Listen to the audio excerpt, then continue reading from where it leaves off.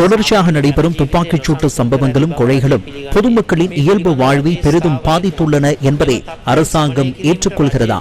இது தொடர்பில் அரசாங்கத்தின் நிலைப்பாடு என்ன? நிலைமையை கட்டுப்பாட்டுக்குள் கொண்டு வருவதற்காக அரசாங்கம் எடுத்துள்ள நடவடிக்கையின் முன்னேற்றம் என்ன? தொடர்ச்சியாக கொலை சம்பவங்கள் நடைபெறுவதுடன் சாட்சியாளர்களும் கொலை செய்யப்படுகின்றனரா என்ற கேள்வி மக்கள் மத்தியில் ஏற்பட்டுள்ளது. கொலை சம்பவம் ஒன்று நடைபெற்றதன் பின்னர் சந்தேக நபர்களை கைது செய்வதை காட்டிலும் குற்றங்களை கட்டுப்படுத்துவதற்கு அரசாங்கம் எடுத்துள்ள நடவடிக்கை என்ன? போலீஸ் மா அதிபருக்கும் போலீஸ் ஆணைக்குழுவுக்கும் இடையில் முரண்பாடுகள் ஏற்பட்டுள்ளதாக சில ஊடகங்கள் செய்தி வெளியிட்டுள்ளன. தேசிய போலீஸ் ஆணைக்குழுவை முன்னோக்கி நகர்த்துவதில் அரசாங்கம் சவாலை எதிர்கொண்டுள்ளதா? பாதுகாப்பு பேரவையை வலுப்படுத்துவதற்கு அரசாங்கம் எடுத்துள்ள நடவடிக்கை என்ன?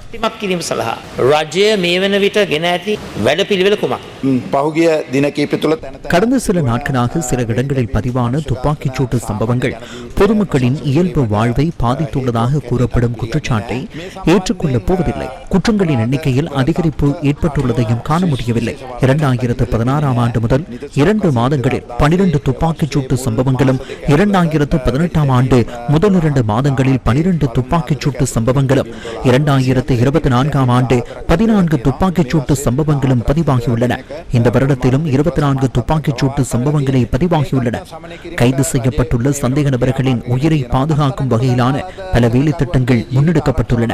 கௌரவ சபாநாயகரே, அது தொடர்பான ஆவணங்களை நான் சபையில் சமர்ப்பிக்கின்றேன்.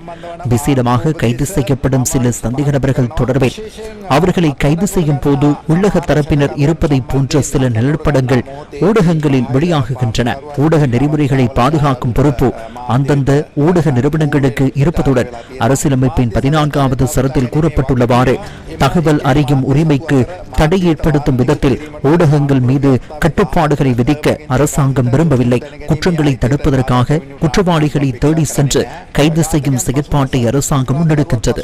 இதற்கு மேலதிகமாக நாட்டில் உள்ள சகல போலீஸ் நிலையங்களிலும் பதிவு செய்யப்பட்டுள்ள சந்தேக நபர்களை கண்காணிப்பது மாத்திரமன்றி அவர்களை பின்தொடரும் செயற்பாட்டையும் செய்கின்றோம்.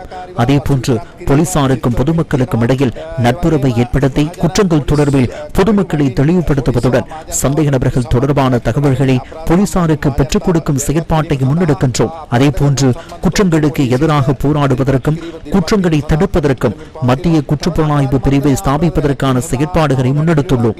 அதேபோன்று வெளிநாடுகளிலிருந்து குற்றங்களை வழிநடத்தும் சந்தேக நபர்களை நாட்டுக்கு அழைத்து வருவதற்கான சர்வதேச போலீசாரிடம் இலங்கை கிளையினூடாக சிவப்பு அறிவித்தல் பிறப்பித்துள்ளோம்.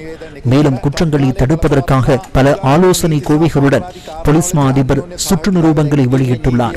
போலீஸ் மா அதிபருக்கும் போலீஸ் ஆணைக்குழுவுக்கும் இடையில் எந்தவித முரண்பாடும் இல்லை. போலீசார் தொடர்பான செயற்பாடுகளை தொடர்ந்து முன்னெடுத்து செல்வதற்கு அரசாங்கத்துக்கு எந்தவித தடையும் இல்லை. விசேடமாக அரசாங்கத்தின் கொள்கை பிரகடனத்தின் பிரகாரம் உயர் தேசிய பாதுகாப்புடன் கூடிய பாதுகாப்பான அரசாங்கம் எனும் துணிப்பொருளில் தேசிய பாதுகாப்பின் பொறுப்புணர்வை உறுதி செய்யும் தேசிய பாதுகாப்பு பேரவையை வலுப்படுத்த அரசாங்கம் நடவடிக்கை எடுத்துள்ளது.